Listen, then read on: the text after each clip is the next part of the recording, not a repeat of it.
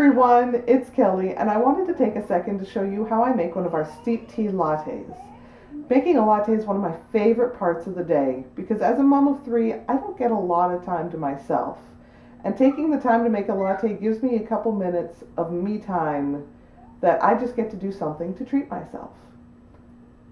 I need boiling water. I've got one of my favorite lattes. This is the London Fog Latte, which is one of my favorite because it doesn't already have sugar added. So I get to sweeten it just as much as I want without going overboard like some of the coffee house ones. I've got a cup, I've got my tea press, and I've got my milk frother with a little bit of milk already in it. Let's get started. Alright, I'm starting here with 2 teaspoons of the London Fog Latte mix in my tea press.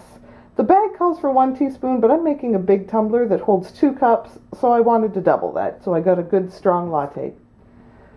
Grab your boiling water, and you just pour it in. The trendy tea press holds about 4 cups, which is something I usually love about it when I've got guests over. But if I'm just making a drink for me, I only fill it about halfway so that I don't go overboard and make more tea than I end up needing right then. Our latte mixes, because they are a smaller, finer tea, really only need about 30 seconds to a minute to steep, unlike a lot of the loose teas which take anywhere from 2 to 5 minutes. So I'm going to go ahead and put the top on and just slowly press down this plunger about halfway. I let about a minute go by on my lattes, and then you press it slowly the rest of the way down.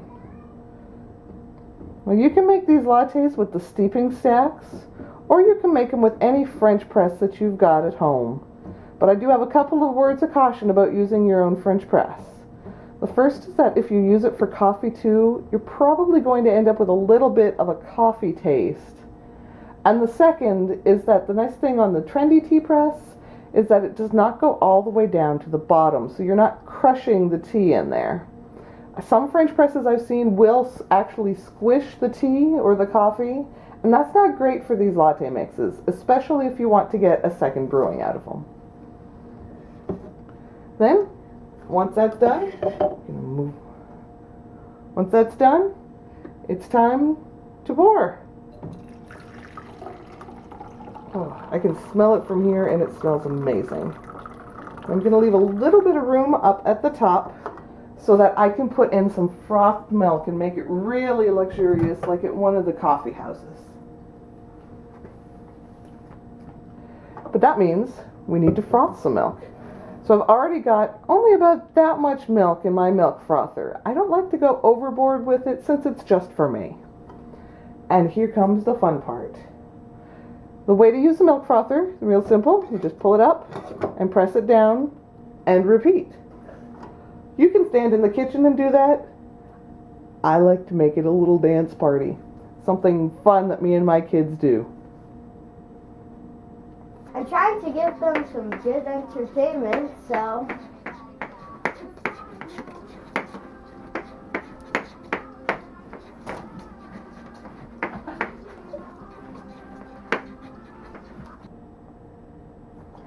Once the milk is frothed, you just pull the lid right off the frother. I'm going to go ahead and set it in the sink. Excuse my reach. And then you just pour it right in. And you're going to get that gorgeous frothed milk top on your latte. Isn't that pretty? That right there is why I love to make lattes at home. They cost maybe 25-35 cents, but I get to indulge and feel super fancy. If you have any questions, would like to learn more about the steep tea lattes or any of the steep tea products, you can find me at steepedinjoy.com or on my Facebook page, Westplex Tea. I would love to introduce you to this amazing company, the incredible products, and maybe even share the opportunity with you.